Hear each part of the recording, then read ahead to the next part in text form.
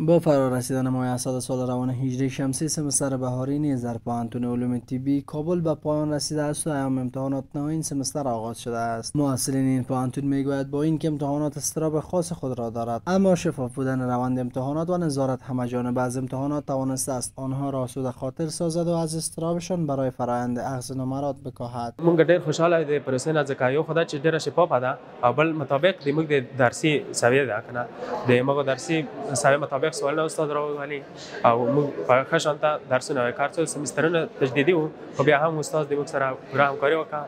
او د موږ پروګرامونه راته ورسول. ماسک امتحان فاینال سمستر دیو ما شروع شده است.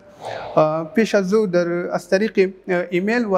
از گروه های واتساپ ما اطلاع داده شده بودند که شما باید در صحنه امتحان چیزای هوشمند مثلا ساعت هوشمند گوشکی و تلفن نیارین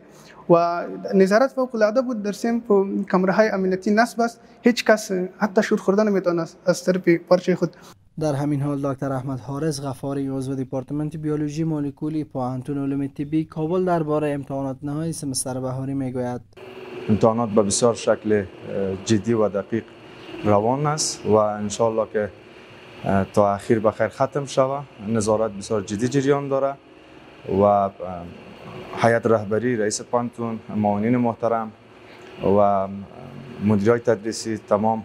عضو کمیته هستند و میان نظارت میکنن از روند امتحانات و الحمدلله که مسئولین هم درس خواندن و به بسیار شکل دقیق و منظم امتحانات را سپری میکنن. یکی از مواردی که در طرز العمل شامل است نیاوردن وسایل الکترونیکی از قبیل موبایل، تبلت، لپتاپ و اپل واچ ها هستند که کسی اجازه ندارن به داخل صنف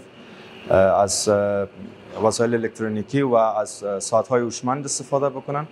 با همین منظور وقتی که ما در سن اولیه پانتون وقت زمانی که ما